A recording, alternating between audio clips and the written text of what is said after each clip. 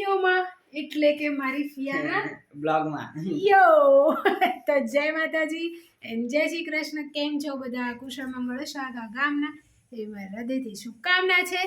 અને જેમીન યાર જય માતાજી તો કહેते છે. જય માતાજી. અને ચાલો તમને બધાના દર્શન કરાવી દઉં. પહેલા તો માતાજીના દર્શન કરી લો પ્લીઝ. હો મારી વાલી શિકોતર માવડી રે. હવે બાપાજીના દર્શન કરાવી. લાઈટ કરી પડશે. બાપાજીના દર્શન કરી લો. તો ખુશી શોધવાના કારણોના સંગમની વહેતી નદીમાં આજે છે મારો બીજો દિવસ. અને આજના દિવસની કઈ કઈ એવી વાતો છે જેમાંથી મેં શોધવાનો પ્રયત્ન કર્યો છે ખુશીનું કારણ.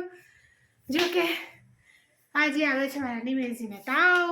આખા ગામનો. એમને જલ્દી તાવ આવે નહીં, એ જલ્દી બીમાર થતા નહીં. બાપુ કાલના બીમાર પડ્યા છે.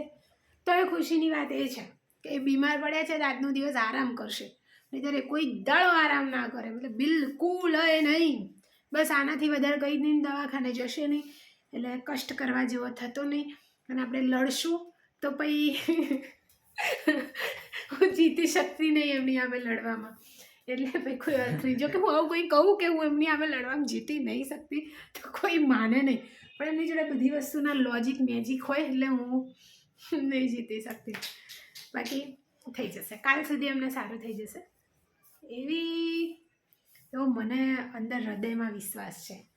હવે આજે ખુશીની વાતોમાં શું શું હતું તો પહેલું તો આજે હું ટાઈમસર ઓફિસ પહોંચી ગઈ હતી. એ ખુશીની વાત હતી. તો એ ખુશીની વાત હતી. પછી આજે સવારે રજીસ્ટ્રેશન બી સારી રીતે થઈ ગયા હતા. એ ખુશીની વાત હતી. પછી આજ ફરી એક માણસનો ચહેરો જોવા મળ્યો. એ ડબલ ખુશીની વાત હતી. એ લોકો પોતાની જાતને સાચા સાબિત કરવા કેટલી હદે જઈ શકે. ટેન્ટેન ઊભી જઈ શકું પણ આટલી બધી હદે નહીં. મારી એક લિમિટ છે કે આટલા સુધી પાપ કરવાના ને પછી ઢળી પડવાનું, પછી નહીં કરવાના. તો ઘણા લોકો કેવું હોય પોતાના કામ કઢવા માટે બીજાને જરિયો બનાવવાનું. બીજું તો જાણતું જ ન હોય.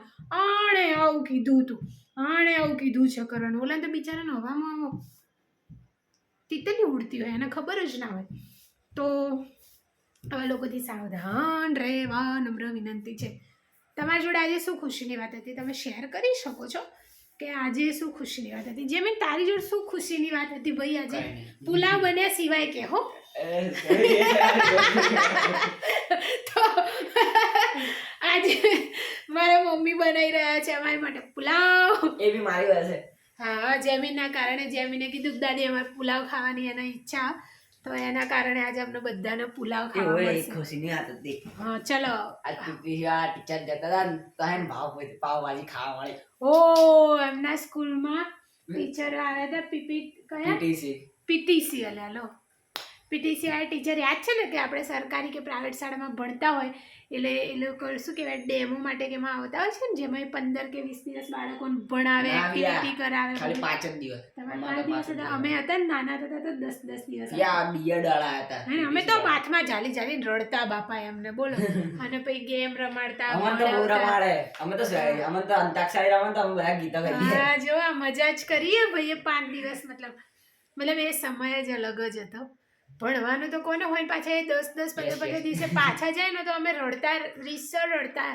અને ત્યાં તો નાના તો મિત્રો ભેગા મળીને ગિફ્ટ કરવું હોય તો 20-25 રૂપિયાની પેન લેવાય. બધા 2-5 રૂપિયા ભેગા કરીને પેન બી ગિફ્ટ આપતા. મતલબ એ દિવસ હતા. તો જેમીનને ભાઈ આજે ભાજી પાવ ખાવા મળ્યો. પીટીસી વાળા ટીચરોએ ખવડાવ્યા. બીએડ વાળા અલ્યા હું આટલી બધી ભૂલો કરું તો તને શું શીખવાડે? બીએડ વાળા ટીચરો એમાં જેમીનને હું આખી સ્કૂલને ખવડાવે. અરે વાહ, એમાં બનાવવાળામાં ટીચર હતા. લો ભાજી પાવ ખવડાવ્યો અને સ્કૂલમાં બનાવવામાં આવ્યો તો લો મજા પડી ગઈ ને અમને. તો ભાજી પાવ થી એવું થાય મારે ભાજી પાવ ખાવો. મારે ભાજી પાવ ખાવો. કેવડા પાવ હતા એમ તો? આપણે નોર્મલ ખાઈએ ને એવડા જ છે. અચ્છા, તો બિચારા ઓલા કઈ બેઠા આવા છોકરાઓ તો ક્યાં મળ્યા નતા. આપણે બી બહુ જલ્દી જઈશું પનીર ને ભાજી પાવ ખાપેલી હોટલ. ડેકોરેશન એનું બહુ મસ્ત થઈ ગયું એટલે આપણે જઈશું ત્યાં. તો બસ તો જો અમારી જેમીની ખુશીની વાત એ હતી કે એને ભાજી પાવ ખાવા મળ્યો ટીચરોનો. આજે એમના સ્કૂલમાં છેલ્લો દિવસ હતો એટલે. તો આવી રીતના નાની નાની ખુશીઓ ગોતો અને ખુશ થાવ. મારી માટે એક બીજો બી ખુશી દિવસ એ છે કે આ ટોપ મારી મમ્મી મારા માટે લાવી છે, 6-7 લાવી છે, તો એમાંથી એક મેં આજે આ પહેરી લીધું. મને તો થોડી વાર પહેરી લઉં તો પહેરી લીધું. તો મારી માટે ખુશીની વાત એ બી છે કે મારા જોડે બહુ બધા ટોપ આવ્યા છે. કાલે ખુશીની વાત એ હતી કે મારે શું કહેવાય, મારા દિલીપભાઈએ મને 1100 રૂપિયા આપ્યા છે કપડાં લેવા માટે. તો મારે નવા કપડાં લાવવાના છે જલ્દી. કપડાં નહીં, મારે સ્વેટર લાવવું, તો હું જલ્દી સ્વેટર લેવા જઈશ. તો મારે સ્વેટર લાવવું છે, તો હું સ્વેટર લઈશ 2-3 દિવસની અંદર. તો એ નવી ખુશીની વાત થઈ જશે, શું કહેવાય હે ને. તો પછી તો બસ આવી નાની નાની વસ્તુ આપણને મળ્યા કરે. બીજું કે આજે હું ઘરે આવી તો 4 રોટલી ખાધી, તો એ ખુશીની વાત. કારણ કે ઘણી વાર મને ચા નહીં મળતી, મારા ઘરમાં ચા નહીં રહેતી, તો આજે ચા હતી, તો એ પણ ખુશીની વાત કહેવાય. પણ એની સામે એ તો મેં ઓફિસની સાંજની ચા નથી પીધી આજે, તો એ ખુશીની વાત છે ને. ઓછી તો થઈ ચા, નહીં તો કેટલી આખા ગામની ચા પીવું. તો ટૂંકમાં અમારી ચપચપ ચેનલમાં બસ મારી જોડે આ જ વાતો છે. ભાઈ એવો ટેલેન્ટ છે નહીં કે તમારા જેવા મહાનુભાવને હું કંઈક શીખવાડી દઉં, તો મારા જીવનની આ બધી વ્યથા કહીને મને હરખ મળે છે બાપા રે. હવે મારે કેમનું કહેવું કે આ કન્ટેન્ટ, કયા કન્ટેન્ટ ઉપર બોલવું. કન્ટેન્ટ નામ સાંભળી મારે બીપી ઘટી જાય. કન્ટેન્ટ બનાવો કેમનું. એટલે મેં મારી ચેનલનું નામ આપ્યું છે મારી ચપચપ ચેનલ, જેમાં દિલ ખોલીને જે મન ફાવે જેવા છીએ એ વાતો કરી શકીએ ને હળા થઈ શકીએ. એટલે જે ફાવે એમ કંઈ મન ફાવે એમ નહીં કે હું કંઈ મન ફાવે તો કોઈક દુશ્મનને ગાળો બોલી વિડીયો મૂકાય ના ભાઈ.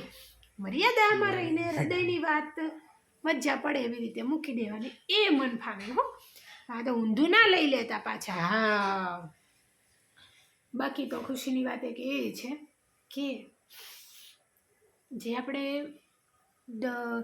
રિવરફ્રન્ટવાળો રસ્તો છે જ્યાં ટ્રાફિક સૌથી વધારે માર થાય છે હમણાંથી આવવા જવામાં, તો 2 દિવસથી હું છે ને જે નાની ફૂટપાકડી નહીં હોતી એની પર ગાડી ચડાવી દઉં છું યાર. તો એના લીધે થઈને મારે વધારે ટ્રાફિકમાં ફસી જવું પડે. આગળથી ગાડી ઉતરતી ને એવી પાછી વાળવી પડે. 2 દિવસથી હું એકને ભૂલ કરું છું. પણ એ ખુશીની વાત એ છે એક દિવસ તો ચાલે, 2 દિવસ. ખુશીની વાત એ છે કે હું જો ત્યાં અમારા પાછળ બીજા 3 જણા બાઇક ને એક્ટિવા લઈને જે આવતા એમને આગળ જઈને એક્ટિવા કે બાઇક પાછી વાળવી પડે. તો મને બહુ હસવું આવે કે ચાલો મારા પાછળ બિચારા એ ભાઈઓ કે બહેનો એમને મારા કારણે ટ્રાફિકનો સામનો કરવો પડે. તે આ વસ્તુ છે. તો અત્યારે બસ વાળો રોડ બંધ છે, તો બધા સાચવીને સાધનો લઈ નીકળજો બાપા રે. અડધા લોકો તો કેવી ગાડી ચલાવે, ઉડાડી દેવાનું વિચારે, પણ એમ તો કંઈ માં ઉડવા દે. મને વિશ્વાસ છે માં તમારી જોડે, તમારી ઉપર જોડે નહીં. હા, તો તમારા ચરણોમાં માથું તમારે યાદ રાખવાનું બાપા. એટલે મને બચાવવાની, સાચવવાની, પ્યાર કરવાની જવાબદારી તમારી છે માં. ઓકે, તો બસ ખુશીની વાતોમાં તો ભાઈ જો આ મારી મરૂન ટિક્કીઓ જે છે હવે ઓછી થવાની. આમ તો ખાલી થાય ધારું યાર મારે બ્લેક ટિક્કીઓ લાવી, પણ આ ખાલી થાય તો હું નવી લાવું ને એટલે હું લાવતી નહીં. જોકે મને બ્લેક ટિક્કી જ ગમે, પણ આ મરૂન સિક્કા કયા ભાવમાં મેં લઈ લીધી હતી મને એ યાદ નહીં. કદાચ મારી સગાઈ પછી મેં કદાચ લીધી હતી મરૂન, પણ મને બ્લેક ગમે. પછી મને કાજલ લગાવી ગમે, પણ કાજલના કારણે મારે ઓલરેડી ડાર્ક સર્કલ છે ને એના પછી વધારે દેખાય, તો એક એ તકલીફ થાય છે. બાકી તો જિંદગી મોજે દરિયા છે ને એ ગીત થઈ જાય સુરેખાબેન તમારા તરફથી. તો ચલો હું મારો મોબાઈલ કાઢું અને હું એ ગીત ગઈને તમને લોકોને સંભળાવીશ, બરાબર?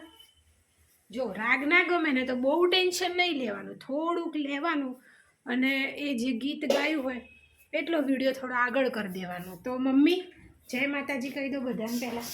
મમ્મી બે જઈ બોલો. મમ્મી જય માતાજી કહી દો બધા. જય માતા. તો શું બનાવો છો મંગુ બેન તમે ખાવા? હા, ફુલાવરનું શાક બનાવ્યું અને હવે બનશે પુલાવ અને બાજરીના રોટલા બનશે મારા ઘેર રે. તો જેમીની ફરમાઈશ ઉપર આજે અમારા ઘરે બની રહ્યો છે પુલાવ.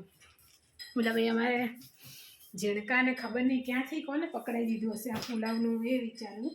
પણ ભાઈને ઈચ્છા છે તો જો હું તમને ખુશીની વાત એ કહું કે આ ગોદડી મેં બનાવેલી છે મારે બેસવા માટે તો આ એ ખુશીની વાત છે. આ ટેલેન્ટ કહેવાય એમ ગોદડી બનાવવો એ ટેલેન્ટ કહેવાય. કદાચ થોડોક કહેવાતો હશે, તમને ખબર હોય તો કમેન્ટ કરી દેજો. બાકી તો હું એક ગીત ગાવા માગું છું તો હું ગઈશ જ. હવે એમાં તમે મને રોકી નહીં શકો કેમ કે ફોન મારા હાથમાં ને વિડીયો હું બનાવી રહી છું. તો તમે ખાલી આટલા સુધી વિડીયો જોઈને આગળ વધારી શકો. બાકી તો તમે કમેન્ટ કરીને કહેજો કે બેન મસ્ત ગાયું તમે. હા તો ચલો યાર, આ વિડીયો બનાવવું આસાન તો નથી. એટલી વસ્તુ મને સમજાઈ ગઈ. આ જો કાલે મેં આ નવું ચક્કુ લીધું હતું 10 રૂપિયાનું ફ્રૂટ ખાવા માટે મારી માટે.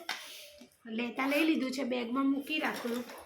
પ્રભુ ના કરે હાથમાં વાગી ગયું તો આવા બધા કરામત હું મારા જીવનના કરતી રહું છું અને કરતા રહેવા જોઈએ. તો પછી ઉભા રહો. મારો જે બીજો બંધ મોબાઈલ રહે છે સૌથી વધારે, પણ ક્યારેક ક્યારેક ચાલુ થઈ જાય છે. તો અત્યારે ચાલુ થઈ ગયો તો આપણે પહેલાં